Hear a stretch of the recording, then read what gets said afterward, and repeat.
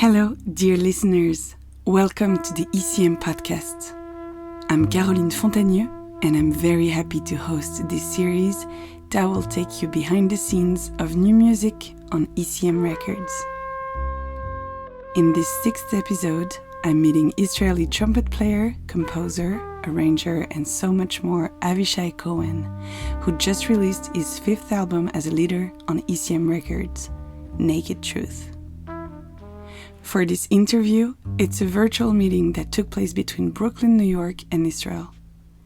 We talked about the inspiration and the process of creation behind this album, Thought as a Suite, the journey of the band and the music, and the importance of letting go. First of all, I asked Avishai if he's inspired by the words growth and evolution. Growth and evolution. Yeah, I guess that's what's going on. I think I don't know many musicians who would like to stay put wherever they are. I think that's where we always do. I just did a masterclass earlier today with high school kids, same high school I studied at. So talking to them about probably where they are and even just remembering the earlier stages and, when you're still struggling to keep the form, to play the right changes and to just the technicality. And I remember how frustrating it is when you when you see how much you have to grow, how long is the road ahead. And then, kept on talking with them. It's always that understanding. It never ends.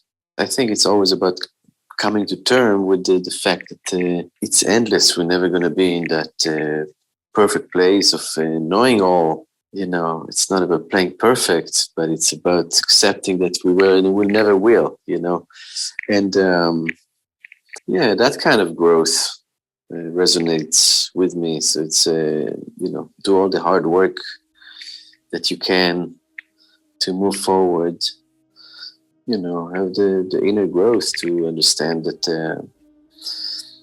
a lot of it is also in your head and what you make of it, how you treat yourself. Lately, for me, it's all about gentleness, softness.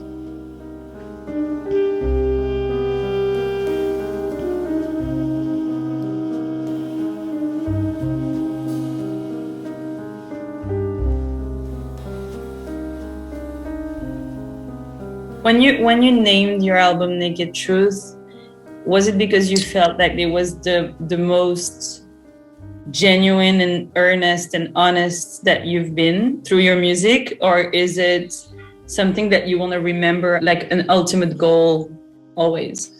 Yeah, well, in this case, the first, I put on an album where I am kind of bearing my soul out there, and to me it's a very personal album that reflects everything I've been to in the last 2 years.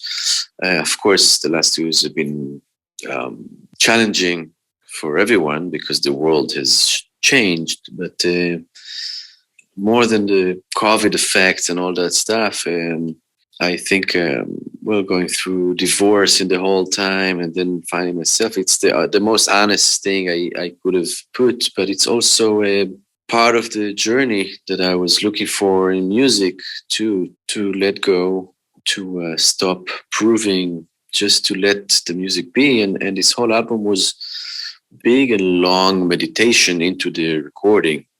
Months and months and months and months of just imagining how I want to play. Not what to play, by the way, at all. And I barely touched my trumpet. In general, in those 2 years, and definitely even going towards the recording. However, the music was with me heavily, and the imagination of it was very strong. How I want the sound to resonate and how I want the notes to fall and what to say, and even the melodies. I had the melodies in my head, but not really written down. So even how the melody would take in shape was a different thing for me, in at least any way I wrote in the past. It's not improvised, but it's not written. The parts of the bands were kind of written, the piano and bass, but everything was there very, very specifically, but also very open. And I was just thinking a lot about Ari Prasad Chaurasia, and I sent the band like a year before the recording. I told them, this is how I want to sound. This is what I want the album to sound like. It's not about the parts or the style or the vibe, not even the vibe of the music, but something about the way he plays that implied infinity for me. I mean, certain albums of him, I listened and I wanted to quit playing, so that's it. That's perfection for me. And I almost don't see a reason to keep on playing. But here I am. So take a certain element, it's very mystic. It's not anything specific. It's not a chord. It's not the notes. Yeah, it's a different instrument even than they play. But something about it was really resonating with me.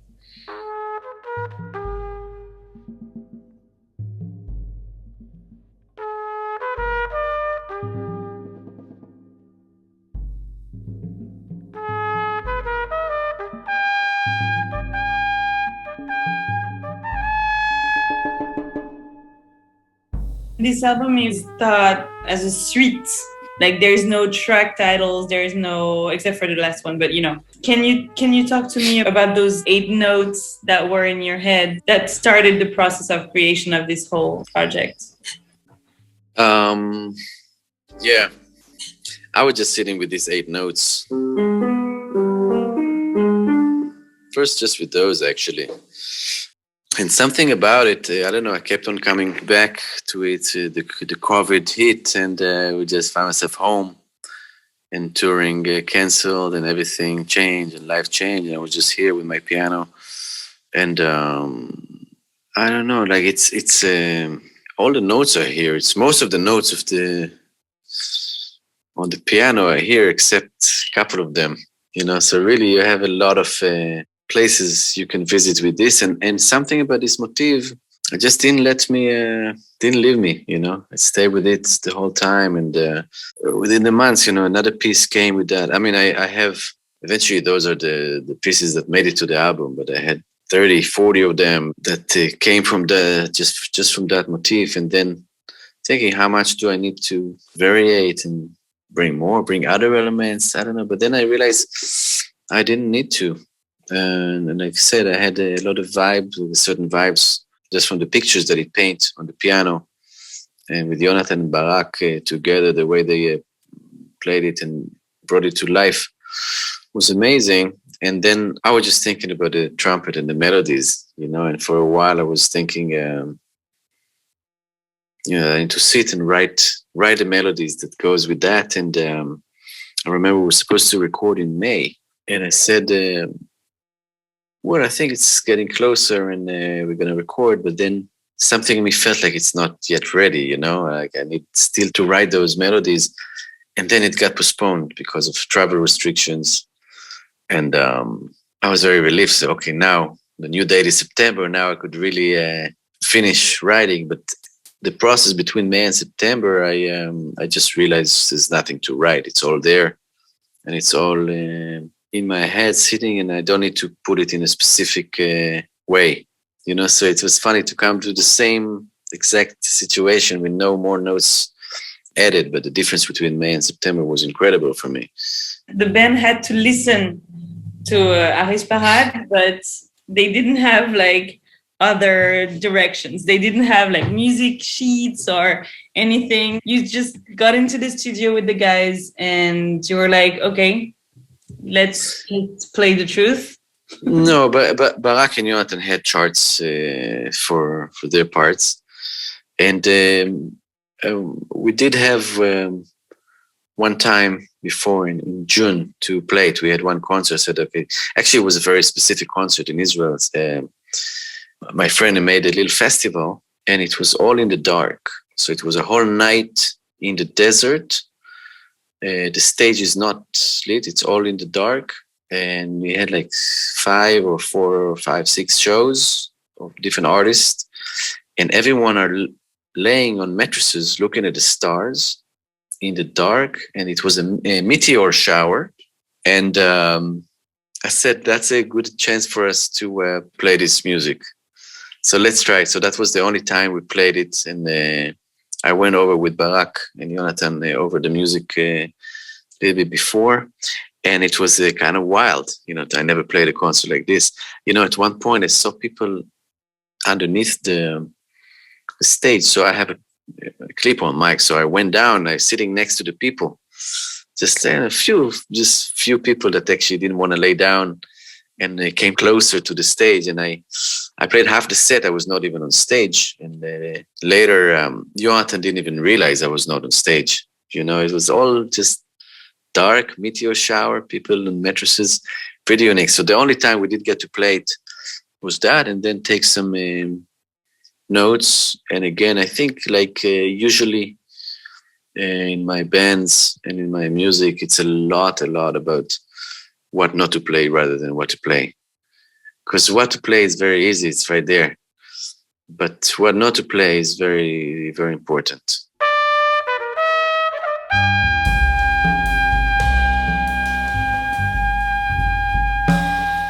Don't play bullshit. Don't play what doesn't need to be there. And to have the restraint. And I remember also, talking with Ziv in the studio about minimal play, but it's not minimal is the right word, because when you say minimalistic playing, it sounds like a style or something. It's not about that. It's about to believe that it's enough, to believe that little that we play has everything that we need to. And if you don't feel it, then maybe you need to play more, but it's not... just to be careful not to play because you used to, or not to play because I don't know what, it's just like... That makes sense. But it takes a lot of trust, between the four of you. And you mentioned all the musicians, Barak Mori, Yonathan Avishai, Ziv Ravitz. The trust and the way you know each other, without it, it wouldn't be possible, right? Yeah, because, even when I imagine the music, I imagine Yonathan. When I imagine Barak, I imagine Ziv. It's not just the notes and now I have the band to play it, but it's really for them. And I think finally that I have a band, that it's the same people touring and recording. I had for a long time, but always I'm dealing with the subs, So this guy can do Nashit, was always... there we did many tours, but also there's a time he's busy, he's playing with Jason or playing with Christian McBride or anyone, they're just amazing musicians, but busy. Suddenly to have a band that everyone has a priority for this quartet, where the first time I really had it, that everyone is committed. And I think that made the sound of the band also. Can you talk to me about the poem by Zelda Mishkovsky? Because it's so accurate that it's scary. This poem goes a while with me already. I heard it 3 years ago, actually on a TV show they made about Zelda, and the last poem in the show was this one in Hebrew, of course. And I heard it and I could barely breathe. Then I, along with Sharon Moir, translated to English, and I first brought it as part of a project I had with Danilo and Chris Potter. We had a sextet that we did, and that song started there, but then it kept on we played it with the quartet a little bit, and then when I made the album of The Big Vicious, we also did a version of that, which came out very nice. However, I said, no, this song is the version that it needs to be out there is with the quartet. But then when I work on the suite, it made total sense for me that this is the end of the suite. And I couldn't wait also to record the song every time I would play it live. I see how it touches people, and I see how people having the same reaction that I had when I heard just the text itself, even without the music.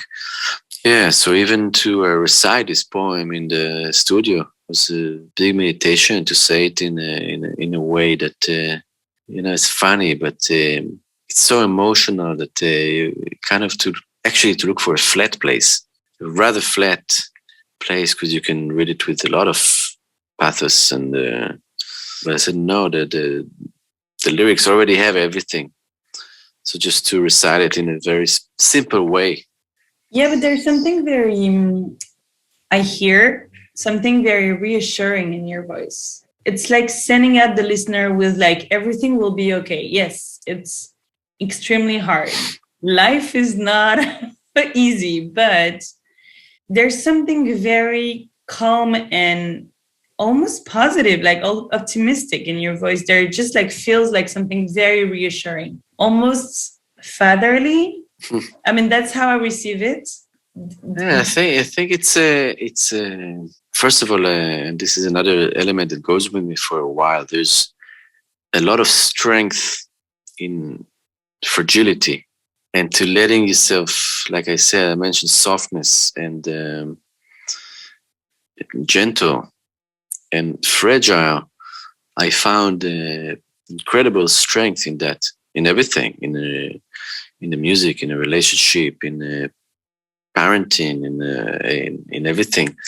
So even with this text, who's talk about saying goodbye to all those things before the end, it comes with this is the appreciation to all those things, and in that there's a great beauty if you can live your life with this appreciation for so many things, from the little insect to the biggest beast, or from to days of the weeks to the sight of the sky or the mountains, or for eating, or for different things.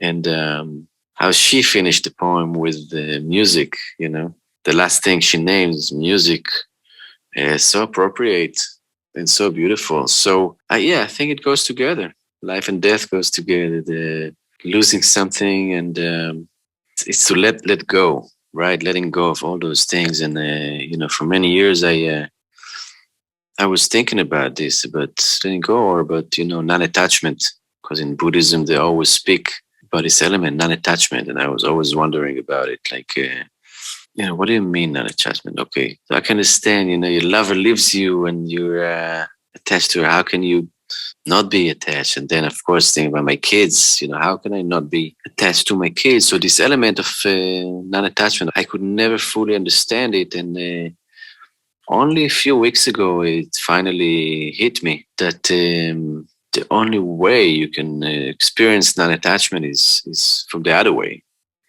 Meaning you don't let go, but you love to the fullest. And if you look at it as a channel, if letting go is one side, then you go exactly to the other side of the tube, of the channel, of whatever it is. It's non-attachment that comes from complete love. So when I thought about it the other day, it suddenly hit me. I finally just saw it, very clearly. And then the poem came to my mind, and you can see even in Zelda, wow, the love she has for all those things and the sensitivity. And you have to start the separation process from that.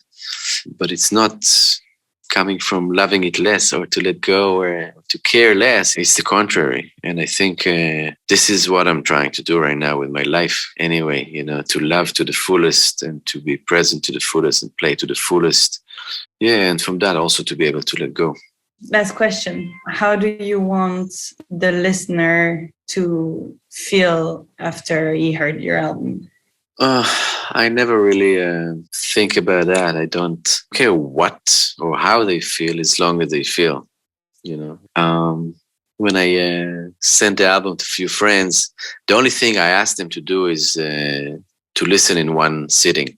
I said, just, it's not long, not that long.